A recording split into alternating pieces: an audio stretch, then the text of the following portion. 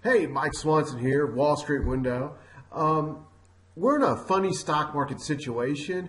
Generally speaking, when you buy stocks, you want to buy stocks after the stock market's had some sort of correction or decline, and you can look for bargains. You can have your eye on things that are compelling, that are set to outperform the market on the next rally.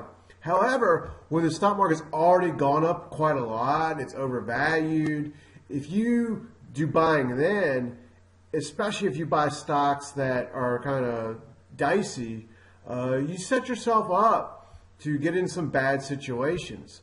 And there's 5 stocks right now I see that I think are very troubled and very vulnerable to dropping, even if the stock market doesn't drop, and getting smashed on a mere stock market correction. So let me show you the first one. It's Gilead.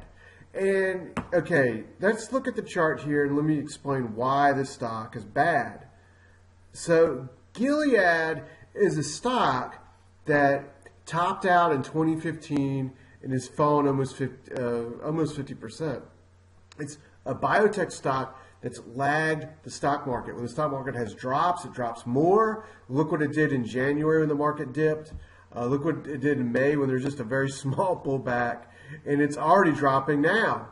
And the stock doesn't go up as much when the market goes up. The S&P made a new high in August, and this thing is way down here.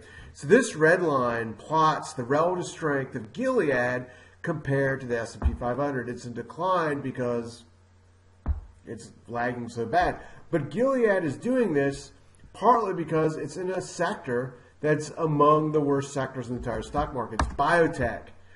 This is BBH, the biotech ETF, and it's declining. It's down year to date, even though the market at this moment is up year to date. There's lots of stocks in biotech, even worse than Gilead.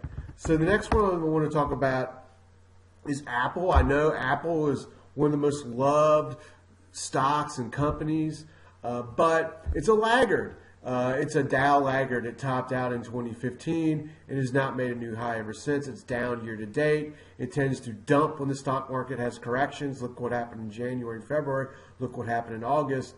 And when the market rallies, it lags. It's just a sad story. One of the reasons why it's a sad story is because it's had 3 terrible earnings reports in the past 12 months that disappointed investors, caused them to slam the stock. That happened in May, in fact. And insiders for Apple are selling. They've liquidated 18% of their holdings. We're talking about the CEO, the board of directors. They're dumping. Why own Apple when they're dumping? And I can tell you this about Apple. Let the stock market dip. Just have a 10% correction or 15% correction. You can expect Apple then to break $90 and lead on the downside. I see no reason to own Apple. To me, Apple is a stock to sell if you do own it, and move that money into something that's better off working. Disney is another stock that's very popular and is in the same sort of situation. It's a Dow laggard. It topped out in July last year, even though the S&P made a minor new high in August. Disney didn't barely even budge. Disney has support now at $93.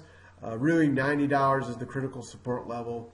Let Disney break that, and it's going to be another very vicious leg down. Notice the red line is telling us that the relative strength of Disney compared to the S&P 500 is in decline, meaning Disney falls more when the S&P drops. And the white line, let me tell you about that, that's on-balance volume, and it's obviously made a new low last week. What on-balance volume does is it's a running tally of the volume on the up days subtracted by the volume on the down days. When that's downtrending, that means there's bigger volume on down days than up days. It's been a consistent pattern for Disney. It's a sign of massive distribution.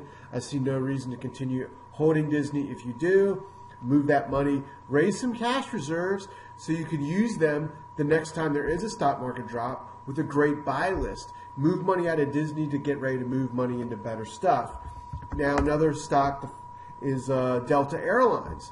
Also a very sad story.